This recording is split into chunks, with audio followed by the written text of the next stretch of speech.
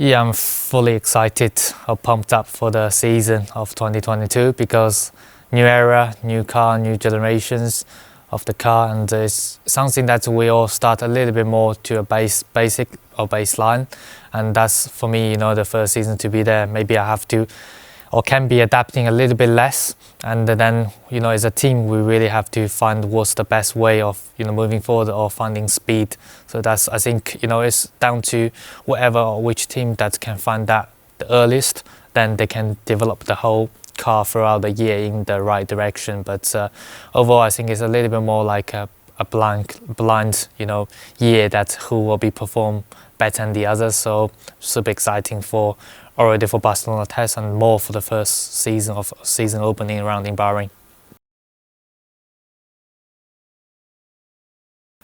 对于2022 F1 赛季，我真的非常期待和激动，因为2022赛季是一个全新的车架、全新的引擎，各方面都是完全比以往是一个焕新，所以对于所有车队来说，更加的会在基础线的上面，那么大家也不会知道哪一个车队会比之前更加出色，或者有可能会有一些退步。那么对于我来说，这一年可以进入到 F1 是非常好的一年。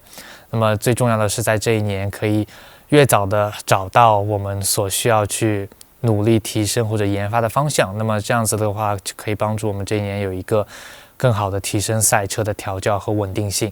然后我也很期待这个赛季第一站的到来。Well, I hope to achieve as many points as possible, and try to always fighting for the points, always in Q3 for the team. I think that's always the goal for the team. I don't know what Fred said, but I think that's the goal that I want to achieve. Yeah.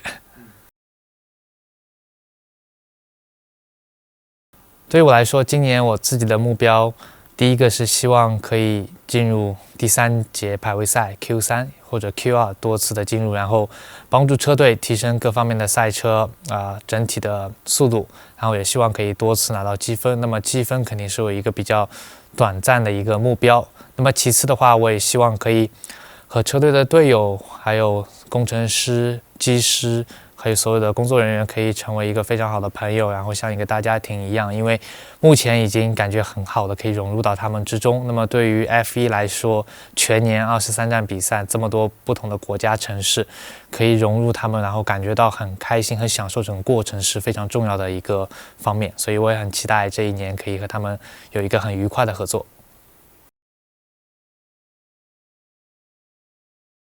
I think there'll be a lot of stuff that you have to find in the testing days, and also you will be learning, especially in the first race weekend, that's how the car will adapt, because testing is only testing, to be honest, and you won't get to see the full package of all the teams, and also you won't see the fully performance of the car as well. But I think with the new regulation, just by doing the sim, there will be things that we have to adapting, have to be changing in terms of driving style, as well as the way to set up the car. But in general, I think we'll find more during the season. Cool, very good. To be the only rookie in 2022 Formula 1 grid, I think, there's of course a little bit of pressure, but it doesn't really get to me because I feel more pressure, last season. There's too many people watching me, has an eye on me, my Formula 2 end of campaign. So that was a lot of pressure, but I think I deal with that pretty well. And all this, these years of racing, I was able to trying to adapting myself, or mentality-wise, or mental-wise, that to be adapting with different situations. But in general, I think Formula 1 is a new experience, a new world that I have to get used to, I have to be settled in, especially at the beginning. But I'm ready, to be or to following all these, rookies from last year, trying to beat them, or trying to develop my, my energy on track. 作为今年2022 F1 的唯一新秀车手，我觉得其实压力不是很多，因为去年对我来说是压力最大的一年，在我所有的职业生涯里。因为去年有很多人都会看我，如果有任何做的不好的事情，都可能会把它扩大化的去来说。所以对我来说，我已经这么多年比赛，可以非常好的缓解自己的压力，或者调整自己的心态和状态。所以对于今年的话，成为唯一的新秀，我觉得加入到 F1 这个体系中，当然有很多事情需要我去一步步去了解、去进步。当然，我也准备好了，可以在第一年里展现出自己应有的水平，然后有一个非常好的表现。Yeah, for the personal side, I want to firstly showing my ability. I think that's what's very important, and I'm ready to to be putting my feet in Formula One, and trying to explore everything I have. And then secondly, to be as a family with Alfa Romeo F1 Team Holland, because to be a family of friends with your mechanics, engineers, the staff, and also teammates is very important part in motorsports that can help in moving together. And spending so many times around the world of a season also in the factory is very important, that side. Yeah, so I'm now in Formula One. So, I don't want to be in Formula One just for the sake of being here. I want to be here to be proving myself, to be making my country, making all the people supporting me proud. I want to do well in Formula One, So, yeah, this season obviously try to get some points finish. Also trying to be together, working with my teammate Valtteri to be helping or moving the team forward as one of the key points. And I want to enjoy myself as well in Formula One. Yeah, firstly, what I want to do is really make the team proud, because for me it's everything that they made the decision that to have me or pick me as their final driver, the final season of Formula One, and I just really want to make them proud of me. So I'm been working super hard last season, also the pre-season so far, and also spending time with the engineers, try to be straight away adapting, and of course with the new regulations, new cars, also with the new 18-inch tires that's from Formula 2. I have a little bit experience that, so I hopefully can take all that experience into it and really try to bring as much information for the team as possible. And I'm ready to not just be there for the first season to learn. I want to be here for a season to learn. I also want to show some very good potential as well. So exciting for the season ahead. Yeah, it's like an inspiration, and it's like the mentality of this guy is unbelievable. For me as a young kid when I was going to school back all the way to China, and to be honest, we are very into trainers back home, and then all the trainers I get since I was a little kid, like like year 4 all the way to like year 7, 8, it was always Kobe's shoes. I think it was KB5 or 4, all these stuff. And so since then I was a big fan of him. Then growing up, watching his basketball skills, and also all the way to I moved to outboard to Europe, hoping one day to meet him. And to seeing obviously what happened is quite sad for me, but also in the other way, to his mentality, all this story I read, the books I read, as really like a huge inspiration for me at least. And to have such a great like a basketball player also training 4 a.m. in LA is quite incredible, and then take his children to the school and then go back to training every day. He will be there all the time, playing all again and again. It's something really, for me as a sportsman, it's really something that I have to trying to be as good as him in different sports, and that's what really inspired me. And also I want to use his mentality, bring all the way to the motorsports world. So yeah, to be in the Kobe mentality Formula One, it means that I have to put a lot of work in, and I really want to be the work doesn't stop until the doesn't matter how great you are as a Formula One driver, as a race driver, you just want to continue to be yourself, continue to be improving your own abilities. Then you became pretty much a star. Then you still have to work hard for it, because wherever you are, which stage you are, there will be always people that try to beat you. And what's very important is that you just keep growing up, also improving yourself.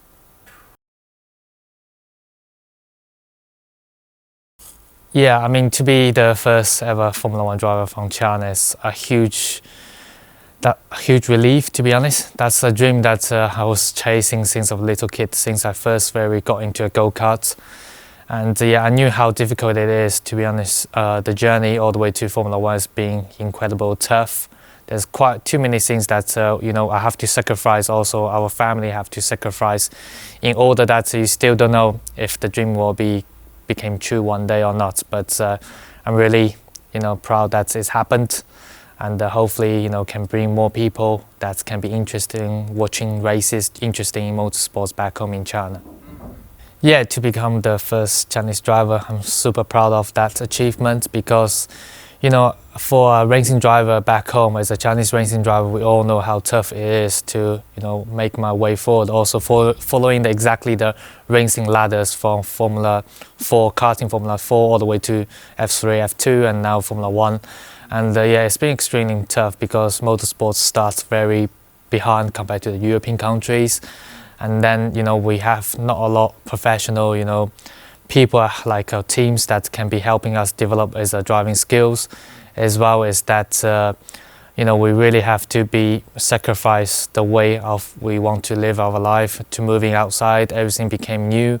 And I think the most important is that there's no leader ahead of me. So I don't have anyone that can guide me around, can show me the right direction, right decisions make. So there was years that I made the wrong decisions. There's a tough times that I have to really get over it. But yeah, in general, to be that first one is definitely something very important. It's a little bit like Yao Ming for basketball, NBA, that when he shine in the NBA scenario, then there's people really into basketball, and basketball became a huge sport back home. So that's what I'm trying to do now. Of course, that's my dream. I achieved that, and also that's I think a lot of dreams for all these Chinese motorsports fans.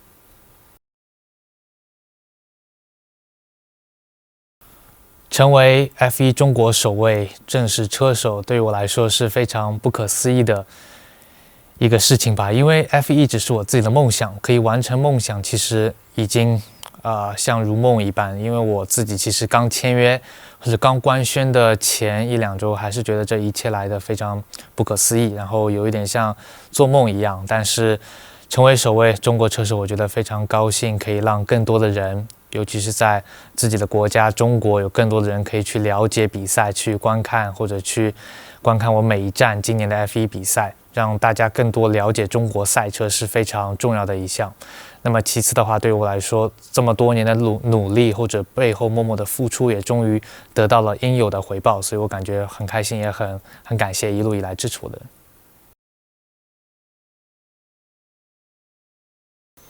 Yeah, I mean, from F3 to F2, it's crazy to see the difference of firstly, the engine power difference, and how you work as a team is super important, and it gets a lot more intense, but it's also exciting in Formula 2.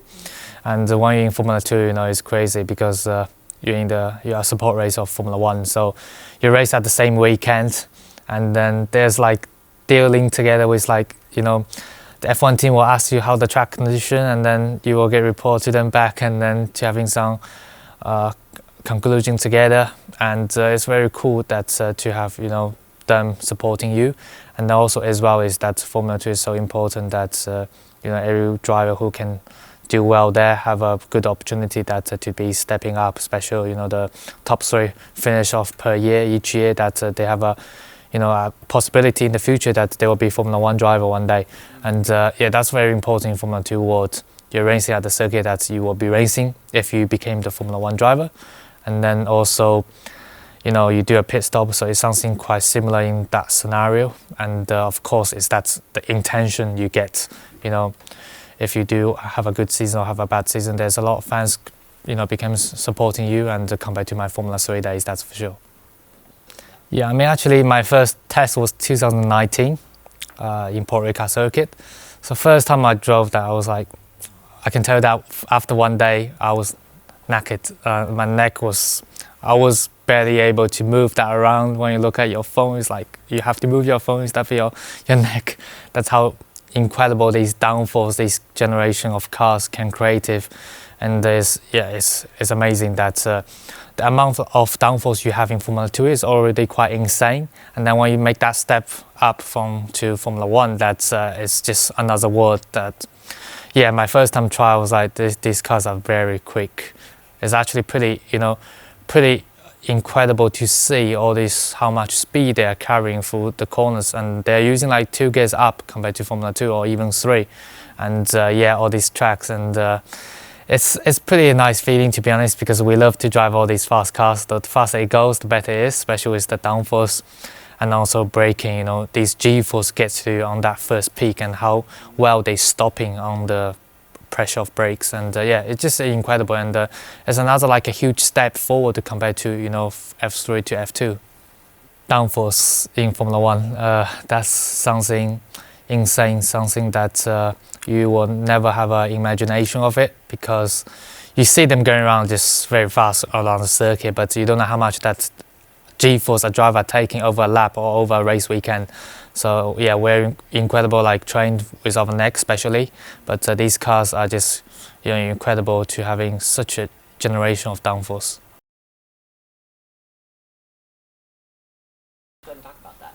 Yeah, firstly, to having Valtteri Bottas as my teammate is definitely a huge, I think, impact for my first year of Formula One.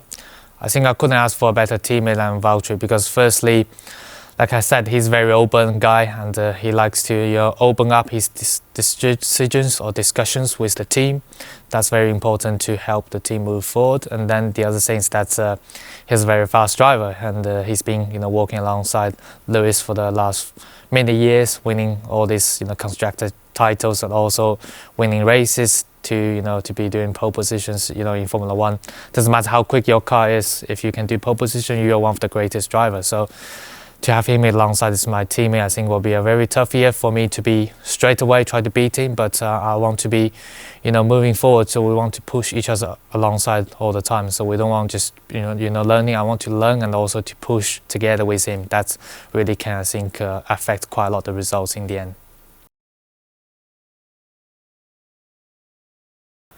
对我今年来说，有一个非常好还有经验的队友波塔斯，是非常值得学习的一年，也是非常重要的一年。因为对于我来说，可以有他在作为我的队友，我可以向他学习到很多，因为他曾经也是多次击败过哈密尔顿这么优秀的车手，所以有他一定是一个非常快的车手。然后他整体也是非常公开的人，愿意把自己的想法和自己觉得有什么地方需要调整和车队去沟通，因为通过在阿布扎比的测试都可以很清楚的体验到。那么这一点，我觉得对于整个车队的提高和帮助前进是非常重要的一点，所以很期待今年与他的合作，然后也希望可以有非常好的结果。